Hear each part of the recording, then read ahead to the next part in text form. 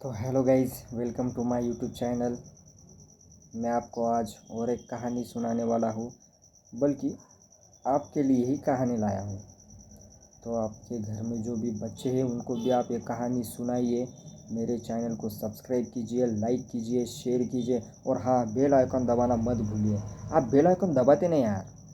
अगर आप दबाए नहीं तो मैं इससे पहले मैं सुनाऊंगा नहीं फिर कहानी।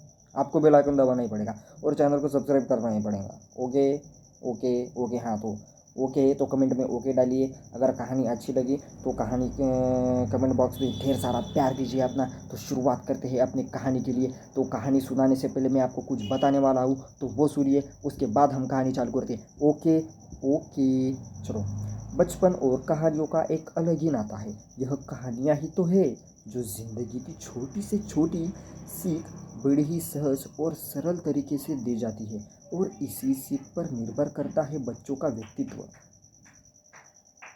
आज भले ही दिल बहलाने वाली बच्चों की नैतिक कहानियाँ हमारे जहन से धुंधली हो गई हो, लेकिन इनसे मिली सीख यकीनन आज भी आप सभी के दिलों में जिंदा होगी। वह आज के दौर की बात करें तो हम बच्चों को बहलाने के लिए उनके हाथ में टीवी का रिमोट या मोबाइल थमा देते हैं, और इस बात को भूल जाते हैं कि बच्चों को बहलाने से कहीं ज़्यादा ज़रूरी है उन्हें नैतिकता का पाठ पढ़ाना।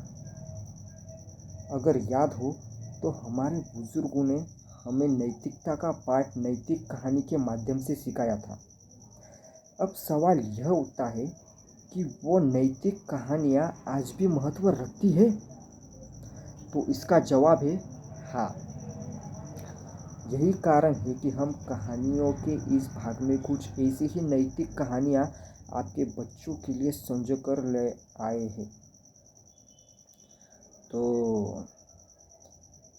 मैं आपको कहानी सुनाने से पहले जो मैंने अभी सुनाया है वह आपने सुन लिया है, तो कहानी को शुरुआत करें।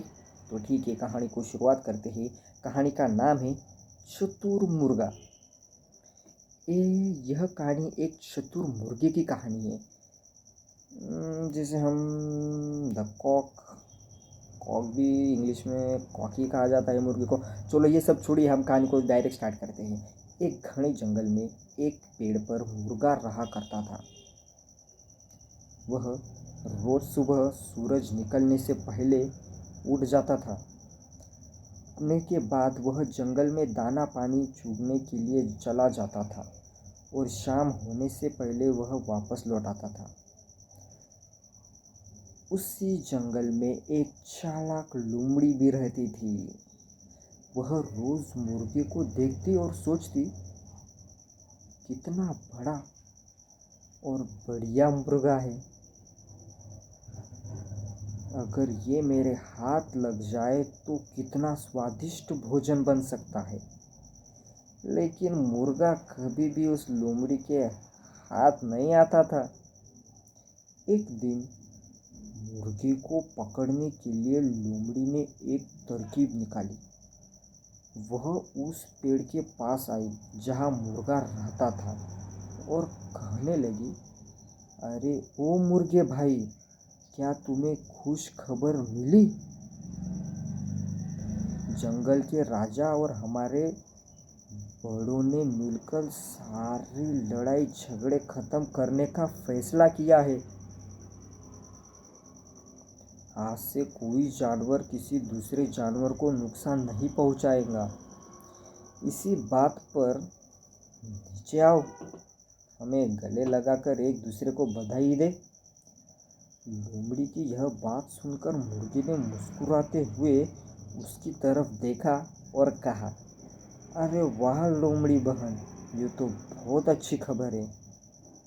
पीछे देखो, शायद इसीलिए हमसे मिलने हमारे कुछ और दोस्त भी आ रहे हैं। लोमड़ी ने हैरान होकर पूछा, दोस्त? कौन दोस्त? तभी मुर्गे ने कहा, अरे वो शिकारी कुत्ते, वो भी अब हमारे दोस्त थे ना। कुत्तों का नाम सुनते ही लोमड़ी ने न आओ देखा न ताव, और उनके आने की उल्टी दिशा में दौड़ पड़ी। मुर्गे ने हंसते हुए लोमड़ी से कहा, अरे अरे लोमड़ी बहन, कहाँ भाग रही हो? अब तो हम सब दोस्त हैं ना। हा हा हा हा। दोस्त तो है, लेकिन शायद शिकारी कुत्तों को भी अभी तक यह खबर नहीं मिली है। यह कहते हुए लोमड़ी वहां से भाग निकली और मुर्गे की सूझबूझ की वजह से उसकी जान बच गई। तो बच्चों, हमें कहानी से क्या सीख मिलती है?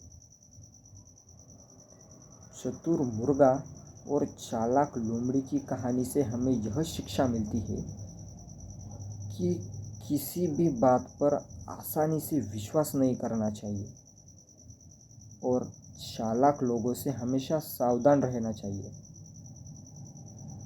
तो आप भी चालाक लोगों से सावधान रहो, लेकिन एक बात ध्यान में रखो, हमारे चैनल को सब्सक्राइब करो, वीडियो को शेयर करो, बेल आइकॉन दबाना मत भूलना, कमेंट बॉक्स में अपना ढेर सारा प्यार देना और वीडियो को शेयर करना। आखिरी बात, बल्कि देश में अपना नहीं, दुनिया में देश का नाम बनाना। Okay, bye.